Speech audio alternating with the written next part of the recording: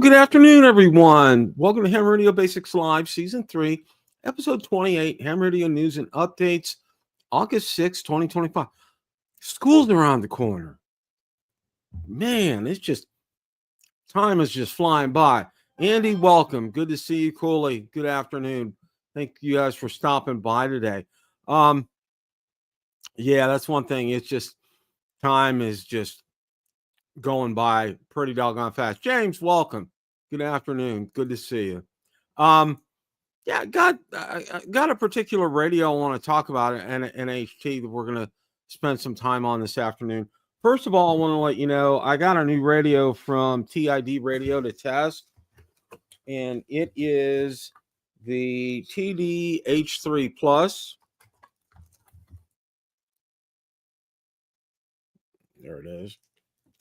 And what's unique about this is there's a firmware that you download, or an app that you download on your phone. And they also sent me this box too. And I'm thinking, oh, did they send me like Bluetooth or what? What is this? Okay. Well, apparently this is a push to talk button. And apparently the software, from what I'm reading, because I just got this, apparently what it is Waypoint, welcome. Good afternoon. Glad you're here today. Apparently what this is you can use your phone. You hook it up via Bluetooth to the radio, and you can use your phone to talk with. I got to do some more digging and find out what's going on with that. But stay tuned for this. I'll be doing my review on that. And one of the things I'm going to be doing, I'm going to be getting a Nano SVA, because I want to make sure, where we're at with, that these radios are as okay as possible, because I know a lot of Baofengs aren't. But this has the TIDs. They've been pretty good so far, and from what I've seen on other ones that I've done, I'm going to start doing that, and I'm going to go back and do that on the ones that I have already. Pretty much the one that really has come in clean was my Yaesu FTX. I mean, that's just kind of the way it is. So, but yeah, I'm excited, and we're going to take a look at that. And I got to do a deep dive into this. I got to see what's going on with that, because I don't know, because I was prepared. And one thing that I really like with TID Radio, and you can take a look, I've done 2 reviews on their radios before. I really like their software. Okay. It is just absolutely fantastic.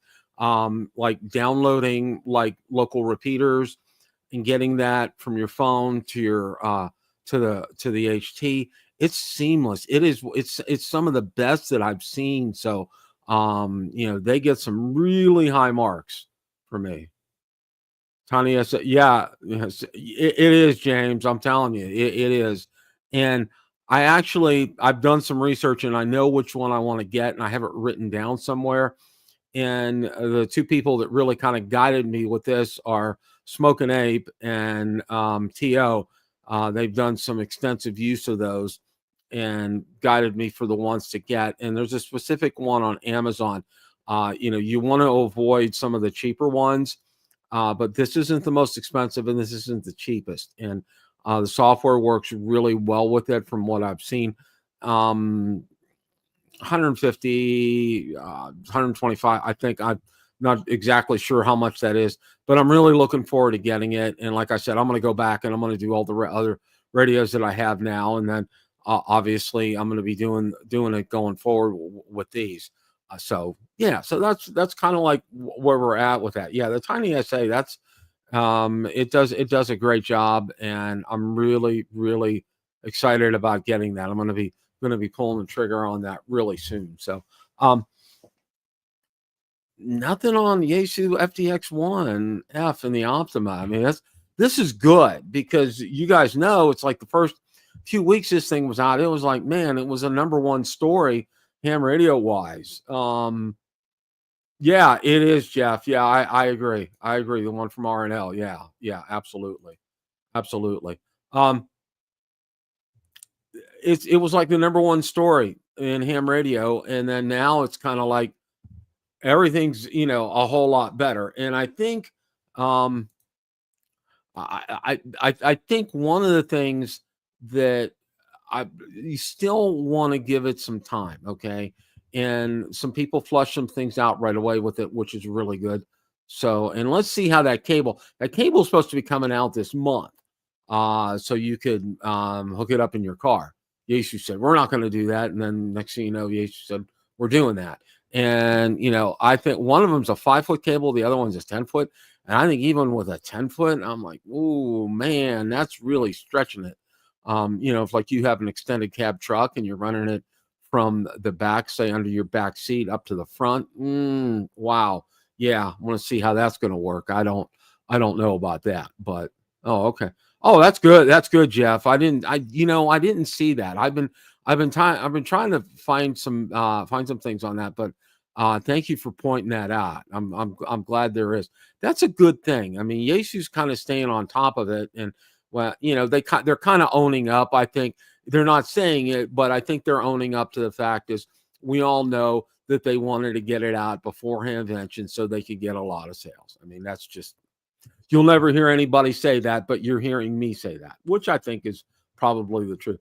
Yeah. Oh yeah, James. I agree. I mean, that, because, like I have a Tundra, all right, and I think it might work on a Tundra. But if you have like an F250, F350, or a big Ram, it's even bigger than my Tundra. My Tundra's pretty doggone big.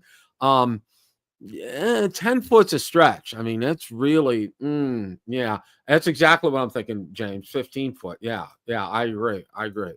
And I think Yesu's probably going to say, yeah, we're going to come out with a 15-foot cable now too. I'm like, why didn't you in the first place? Okay. Can you imagine you go to all that effort, all right, and you're mounting this radio in your truck or vehicle, SUV or whatever, and that cable is short? Yeah. Well, that's the thing. That's why whenever you do something like that, you want to go ahead and just say, okay, I'm just going to kind of set the base unit where it's supposed to be, and then hook the cable up to it and run it up front as a trial and error. Try to get, try to use the least possible resistance, quote unquote, path, or the least the direct path up there. Yeah. Oh, I did not know that, Jeff. That is absolutely cool. Absolutely cool. Yeah, you probably could, James. But I'm thinking, you might be like what Jeff said. You might need to make your own cables for something like that, because 10 foot is really, really even pushing it. And, yeah, you don't realize, you think, oh, 10 foot, that's like, that's like no problem. But by the time that you run it under the carpet or wherever and run it and funnel up through to the front and wherever you're going to mount it and things, it's gonna present a whole host of challenges. What I have to say about that. Justin, welcome. Thank you for stopping by this afternoon. And again, as a reminder for those of you who are watching us on X, on Twitter, you're welcome to join the chat. All you have to do is click on the YouTube link on the pinned comment there, and you'll get right into the chat. So you're more than welcome to join us here. So I'm going to spend a few minutes, one of the things that got pointed out to me recently, or a couple of things. Here's another. I'm going to share from my Ham Radio Basics feed here on X. Let's see here. Okay. All right. I think we got that now. Okay. The TID radio just came out with an H8 third generation with airband on it. And like I said, I have been very impressed with TID radios. I think they've made I think they do a great job with them. So that's something you might want to definitely check out.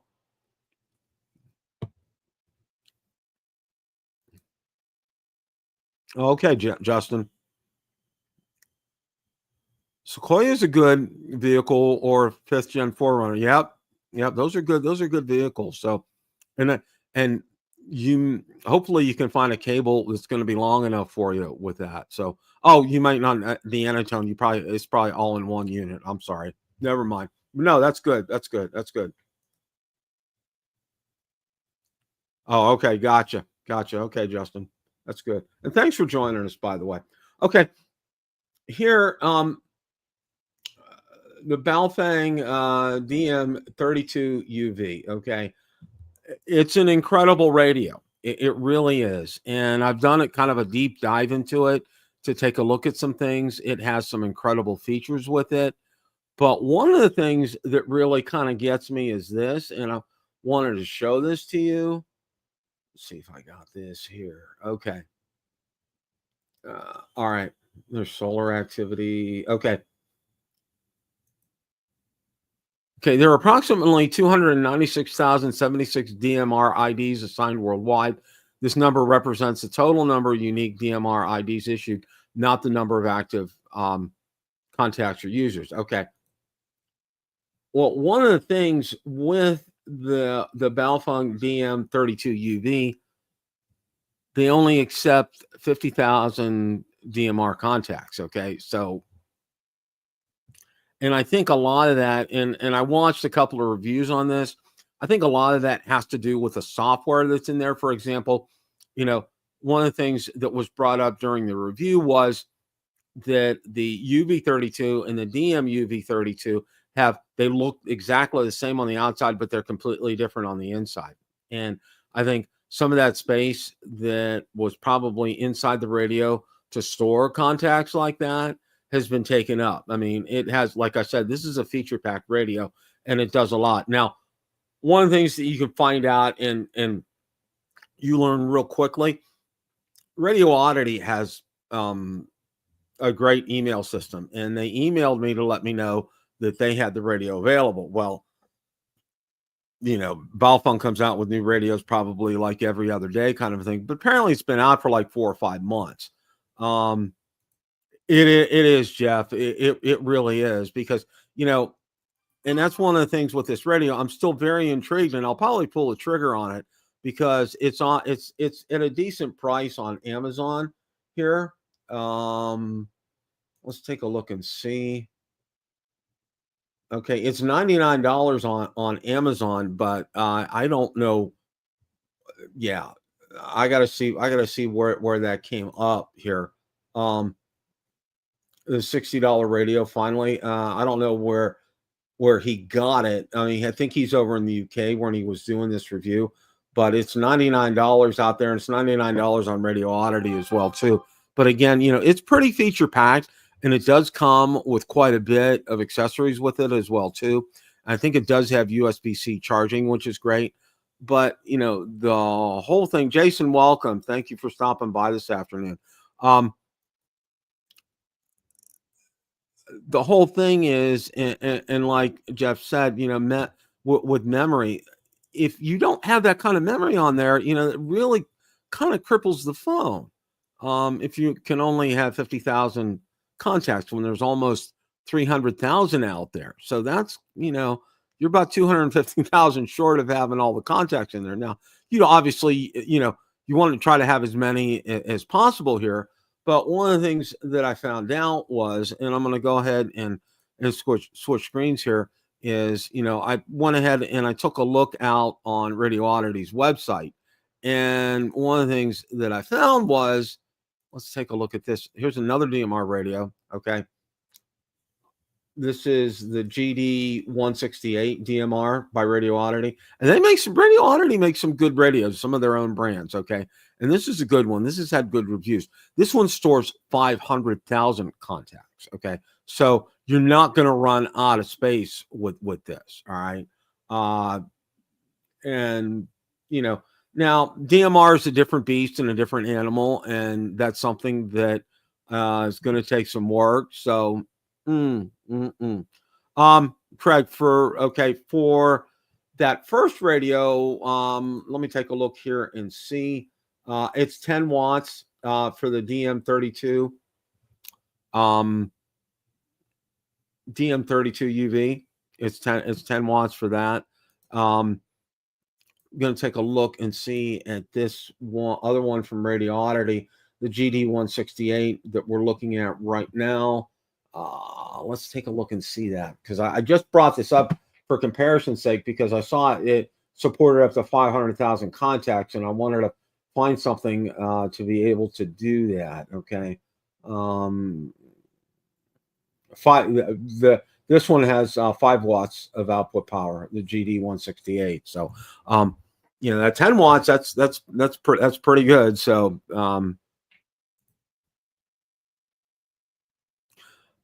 yeah, James.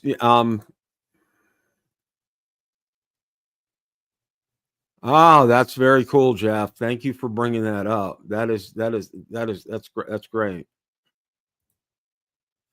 Yeah, Cooley, I'm the same way. It's intriguing me enough that I may take that dive, and I'm going to have to ask somebody at my local club to help me out with this. There's only so much. I mean, YouTube, when I first started, was my mentor. Okay, and made such a big difference. It really acted like my online Elmer, so to speak, and made such a big difference for me in getting up and getting running and getting started here. But for something like DMR, I think, and you brought up a really good point here, Cooley. You really need to have somebody there with you. I've read a lot, I've watched a lot of videos on it, and I'm still kind of scratching my head. So I think that's one of the things that for me, I need to have somebody in person to walk me through that. And I think I'm gonna ask who the expert is at my local club, and maybe have them come over, or I can go over to their place on a Saturday and see what I can do about learning this, because I know I'm probably making it out to be a little bit more complicated than this. So yeah, that's great, James. I'm really that's really good. And how did you find your experience in being able to pick it up and learn it? Because I know for me, uh, I have not gotten there yet. Yeah, that's right, Jeff. I agree. That Bridgecom does have a great setup, and they do have some good learning materials as well too. So, DMR is a different beast, and it's like, that's the wonderful thing about ham radio. You can go in different directions in terms of what you want to do, and I think, and what's really good about that, and what I really like about ham radio is, one day, you can focus on HTs. Another day you could focus on digital. One day you could focus on FT8. Another day you could focus on doing POTA. Another day you can just focus on DX and making contacts. Just there's a whole variety of things that you can do with ham radio, and I think that's awesome. Um, so yeah, Cooley. See, that's the problem. Okay. I'm not sure who uses it in my club and who doesn't. So I'm gonna see about that. But it's like teach an old dog new tricks kind of a thing. So yeah, yeah. I I think I don't. I think I have a Yaesu System Fusion by where I live here. I live about 10 miles south of Tampa, so I think I do have that here by me locally. Um, I think I don't have. Um, God, it escapes me what ICOM radios use for D Star. I think I don't have D Star by me, but I have Yaesu System Fusion. So yeah, Cooley. I have to be there. You're right. You and I are alike with that. I got to be there. I have to have it hands on. I got to have somebody walk me through something like this, because, you know, a lot of these videos, for example, I learned how to use my IC705 from half baked or smoke baked ham or whatever his name was, who did the series of tutorials. I forget what he called. He changed the name of his channel. Just incredible videos on the 705 7300 series. I learned the 705 by watching his videos. They were very intuitive, and he did a good thing. A lot of those are like 10 or 15 minutes, so it didn't inundate you. And he kept it just like a one or two subjects per video, and it made it really easy to pick up and learn. So, um, oh wow, you are very fortunate, James. You are very fortunate there. Yeah, that's good. That's awesome, Justin. That really is. And again, for me, I think I because I'm gonna be retiring next year, and I think that this is one of the things that I would really like to explore is this, because I haven't really dealt much into this. The other thing I haven't touched at all is CW. Okay, and I really kind of don't have a desire for CW, but you never know. I may be picking that up, and my ham radio videos may be picking up too, as guys know that follow me drone wise. We're having a lot of issues and consternation about national security issues with DJI drones. So go figure all that. So Alan, welcome. Thank you for stopping by here. Yeah, James. Yeah. I'm trying to remember his what he changed the name of his channel to. um uh, ham cured something or other was what the original name of his channel was, and he changed the name of it. But wow, his series of videos, especially on the 705 and the 7300, were exceptional. I mean, just absolutely positively exceptional. And it just I learned almost everything I needed to know from that. I mean, it was just really well done. And I picked up bits and pieces with some of the other ones. Hammer it Z. Thank you, Jeff. Thank you, thank you, thank you, thank you. Thank you. That's awesome. Yeah. He had, like I said, he does a fantastic job. I've sent him a couple of emails, which he's really appreciated, just to let him know. I'm telling him, I said, I talk about your videos all the time, and I want to thank you because you just did an exceptional job in explaining things on the 705 and 7300 that made it just so easy to pick up. And it really did. It really straightforward, very easy, no fluff, direct and to the point. So, oh my gosh, that is just Jeff. You are just wow. Yeah, I would like to have him for a neighbor. I'll tell you that. Wow, he is just. Please pass on to him what Hammer Radio Basics would Bill what I said. I can't appreciate him enough and everything that he has done through these videos. He just really and the big thing that I like, and I think a lot of us who do ham radios on the or do video or content creators for ham radio, okay, we want to try to do everything. Okay, now like what I'm going to do with my TID radio, okay, I'm going to do one on the radio itself, and then when I hook it up and I use this whatever it is, when I figure it out, I'm going to do a separate video on that, because you don't want to make, and that's one thing that I learned from my drone channel, is you don't want to do too much in one video because you lose people's interest.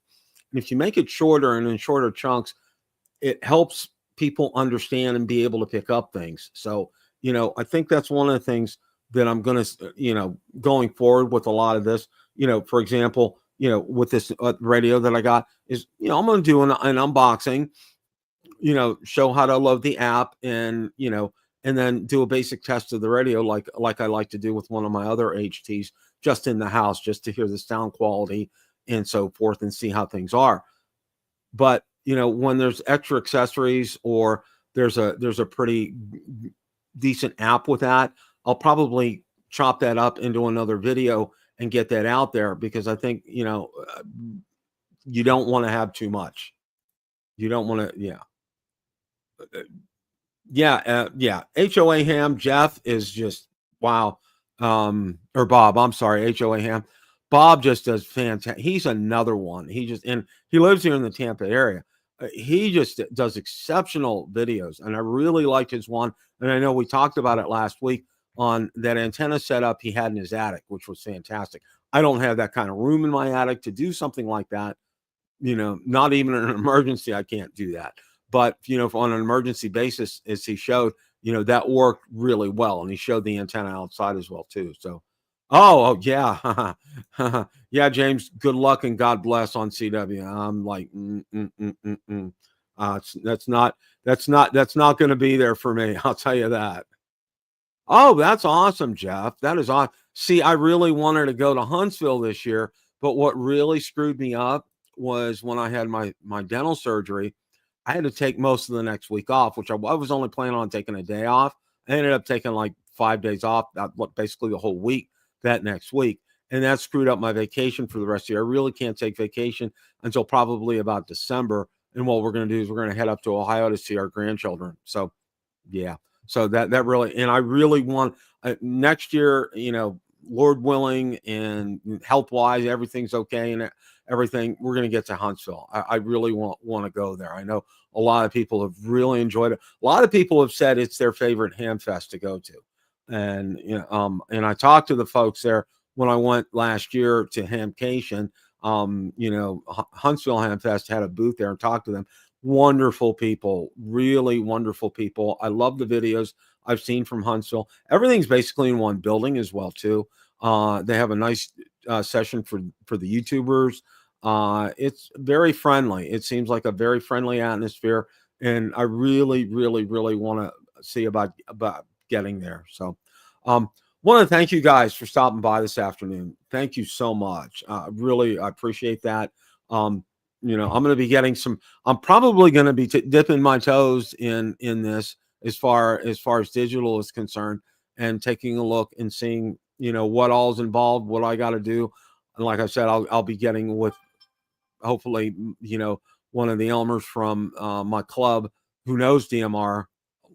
I don't know. I'm like as green as can be on something like that. So that's where I'm at. So, yeah. So thank you guys so much for stopping by this afternoon. I really appreciate each and every one of you. And thank you for your comments. I really appreciate it. Jeff, I really appreciate it. You always seem to be on the spot and answer my questions all the time. And thank you for posting that. And please pass onto your neighbor just how much I appreciate your channel. He's done an exceptional job. So hope you guys have a great rest of your week. And as always, it's a great day to make a QSO. 7 threes, everybody. Have a great rest of your week.